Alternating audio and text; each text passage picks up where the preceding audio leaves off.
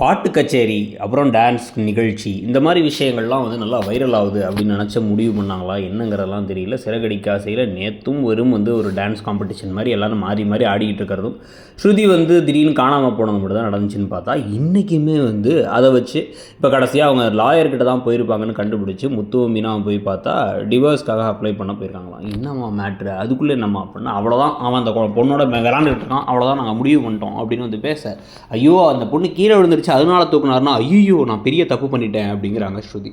அவன் உனக்காக மட்டும்தான் எங்கள் வீட்டை எதிர்த்துக்கிட்டு ஒரு விஷயம் செஞ்சான், எப்பயுமே எங்கள் அப்பா கிழிச்ச கோட்டை தாண்டாதவன் அப்படின்னு முத்து சொன்னதுக்கு பிறகு இவங்க அப்படியே மனமுருகி சர்ப்ரைஸ் கொடுக்கலாம், நீங்கள் அவர்கிட்ட சொல்லாதீங்க போகலான்னா, இங்கே இன்னமும் டான்ஸ் நிகழ்ச்சி நடந்துக்கிட்டு இருக்கு. இதில் மனோஜெல்லாம் ஓவராக பண்ண, நான் வந்து ஒரு பெரிய பிஸ்னஸ் மேன், என்னை வெயிட் பண்ண வைக்கிறேன், நீ முடியலன்னா கிளம்புட அப்படா அப்படின்னு கடுப்பாயிட்டார் ரவி. இந்த கலைபுரங்களுக்கு இடையில் அவங்க ஸ்ருதியோட அப்பா அம்மா வேற வந்து கிளம்பி வந்து அவங்க வேற கோவப்படுறாங்க. என்ன ஆச்சு, உண்மையை சொல்லுங்கள், எங்கள் பொண்ணு வராமல் இருக்கிறதுக்கான காரணம் என்ன, இதுக்கப்புறம் நான் சும்மா இருக்க மாட்டேன் அப்படின்னு வந்து பேச, இந்த பணக்கார பைத்தியம் என்ன பண்ணிச்சோ தெரியலேன்னு சொல்லிட்டு இந்த பக்கம் வந்து ரோகிணியும் விஜயாவும் பேசிகிட்டு இருக்காங்க. அப்போ கரெக்டாக ஸ்ருதியை கூட்டிட்டு முத்து மீனா வர வந்தோடனே சந்தோஷமே ரவி முத்துவை கட்டி பிடிச்சிட்டு ரொம்ப தேங்க்ஸ் அண்ணின்னு சொல்லிட்டு மேடையில் போயிட்டு என்ன பண்ணுறாங்க, இவங்களோட கல்யாண ஃபங்க்ஷனில் அவங்க ரெண்டு பேருமே முத்து மீனாவை பற்றி தான் பேசுகிறாங்க.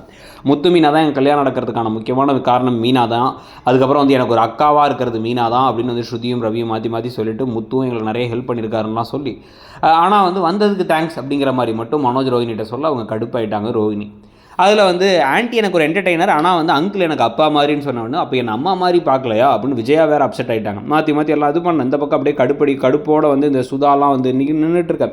எப்படியோ ஒரு வழியாக வந்து இந்த ஃபங்க்ஷன் நடந்து முடிஞ்சுங்கிறத பற்றி நீங்கள் என்ன நினைக்கிறீங்கிறத சொல்லுங்கள். அப்படியே கீழே இருக்க லிங்கை கிளிக் பண்ணியோ இல்லை ஷாப்பிங் ஐக்கானை கிளிக் பண்ணியோ ஃப்ளிப்கார்ட் அண்ட் மிந்த்ராவில் பல சூப்பரான ப்ராடக்ட்ஸ் இப்பெல்லாம் வந்துகிட்டு இருக்கு. அதில் உங்களுக்கு பிடிச்ச ப்ராடக்ட்ஸை பர்ச்சேஸ் பண்ணிக்கோங்க வேலண்டைன்ஸ் டே ஆஃபரில்.